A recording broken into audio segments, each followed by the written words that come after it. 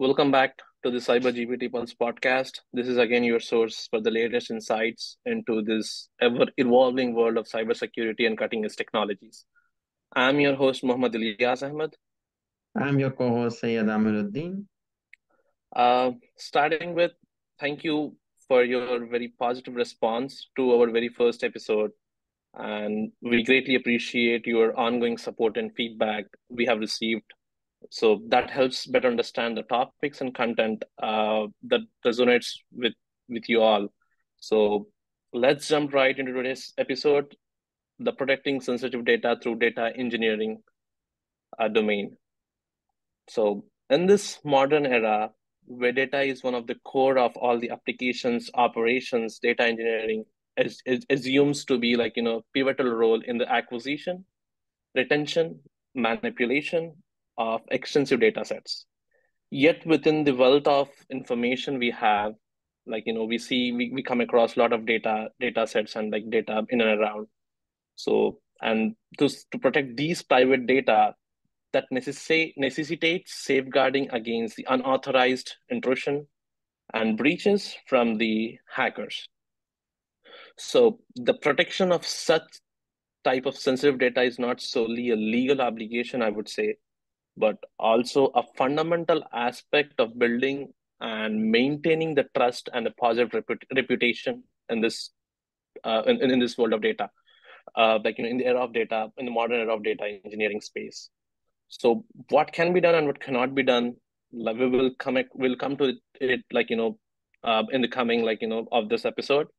So let's try to understand what data engineering can help the protecting sensitive data in there, by enabling all the level of sensitivity of data and how can you control it. I really think that this topic is really interesting with sensitive data being one of the major issues in the organization, because as we know the data is the new oil, and being so crucial and critical, it's everywhere in organization, from employee data to the Avenger third party and the different application data. So as we have to go along, the first major problem is to classify that data. And there we have the certain tools or certain techniques in data engineering which actually helps in classifying the sensitivity levels of the data, where the data classification algorithm will basically tell the data is PAI, so personally identified information, or PCI, or public data, based on the rules determined by the organizational own constraint. And based on that, appropriate network controls can be employed. So this essentially keeps the sensitive assets separated, ensuring the ensuring the controls type uh, or proper controls on those. Well, and also the most important and effective step in the data classification, I would say, most of the organizations, they fail to set the right expectation and approach. So this again leads to the implementations that becomes more overly complex and fail to produce practical results. So, so in my case, I would say they need to divide the data into two phases. Phase one, what data is in use, and the phase two, what data is at rest. So based on those two phases, you need to balance the complete risk assessment and the categorize the data types, develop formal classification policies, and also in the phase two, you need to identify and classify the data. Also enable proper security controls among the data that to be set in the rest, and also monitor and maintain data for betterment and and having the data to be compromised. So that we call it a CIA, the confidentiality, integrity, and availability of data. Yep, sure. So, as a classification from classification being categorized in supervised and unsupervised learning, so there are major application in cybersecurity based on unsupervised learning is analyzing the certain patterns. Based on those patterns, the behavior of the insider, or maybe a compromised credential which has been used, or which can be leading to a leak of the data, can be detected. These kind of algorithm is actually essentially detecting the anomaly of cross-section flow to identify unnecessary connectivity that should be restricted in any case. So the in this one of the crucial algorithm is use of random forest algorithm, where it actually provides the certain comparative analysis of the same thing. So um, uh, based on these, some other concepts can be there, which you might like to shed more light on that. Sure, definitely. For example, in from the security aspect, the anomaly detection plays a major role.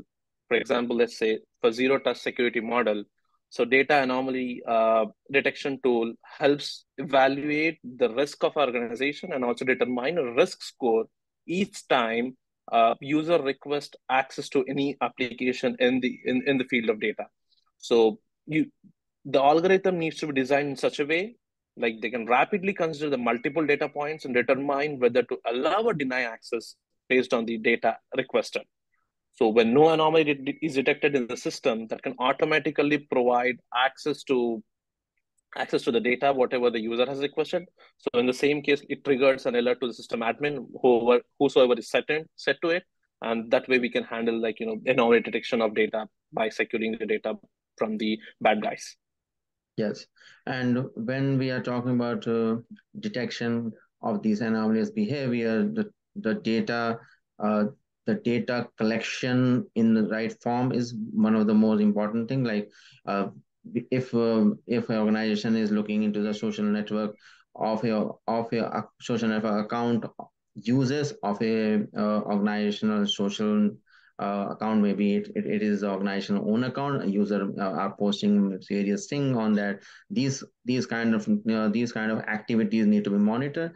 For these uh, for these kind of activities, it's really paramount to have these deep learning models employed.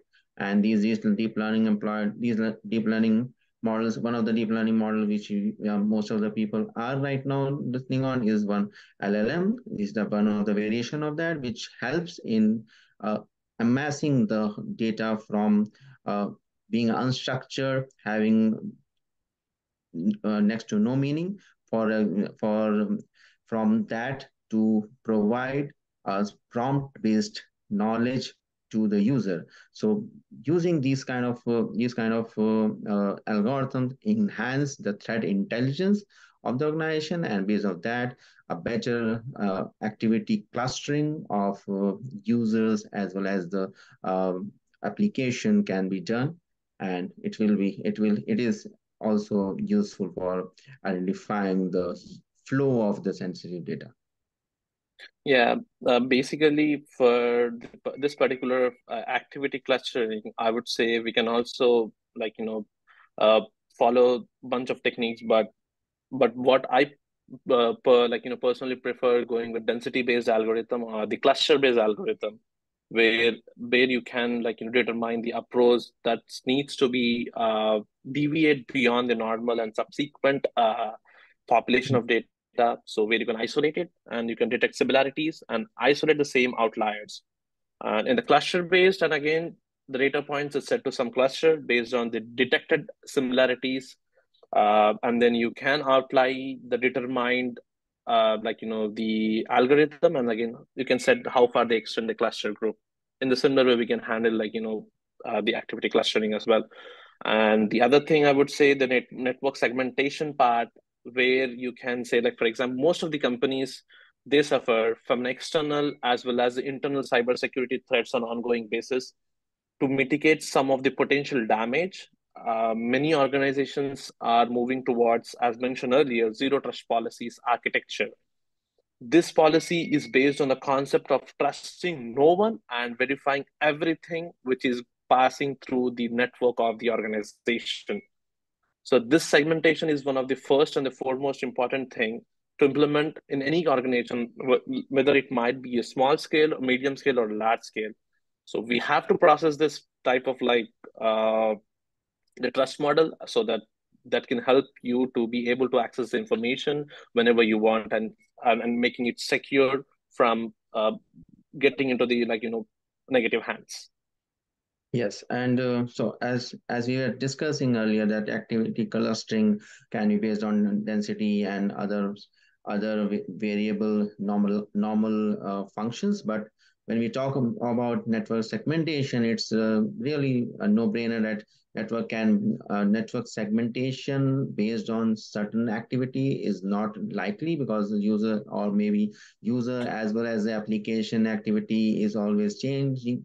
It's ever evolving, and performing having network segmentation based on the previous activity in the last a few days is not possible for a new organization. So in especially for a new organization, in those organizations, these reinforced learning models are really important, because these learning models learn learn on a large model, and based on that they can actually as you go along, they will learn on your own internal organizational data, and based on the organizational data flow which you are having, it will tune the network current network configuration for an optimal security posture. So this is one of the different application from the application which we are talking about, which were based on the structure on unstructured data, clustering or classification. But reinforced learning is more paramount for zero trust or network segmentation. Yeah, so I would say in this digital era, the data is your currency. How you can protect it, you need to protect it, and what so you can take the steps, take it and protect your data.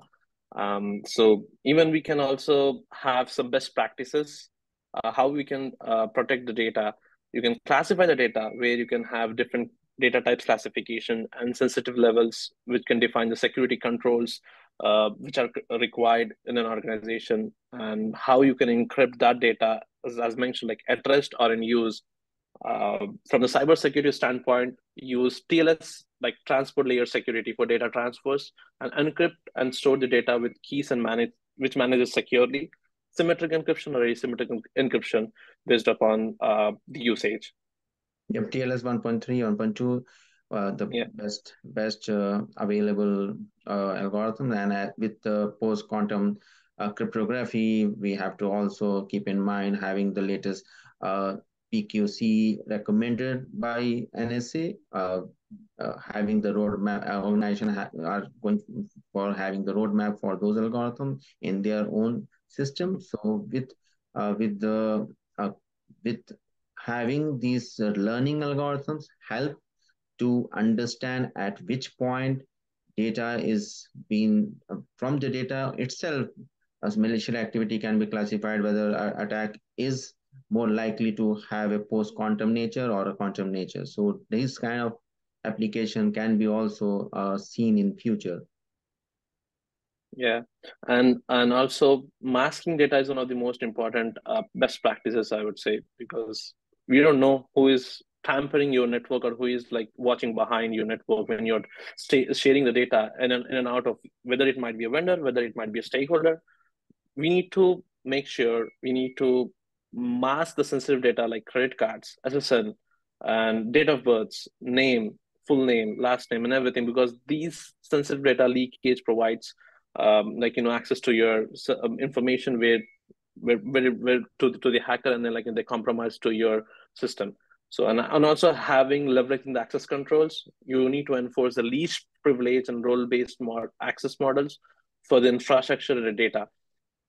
And also we can also segregate the environments, like whether it's a development, you need to segregate the dev and have the the privilege whatever you want to set it.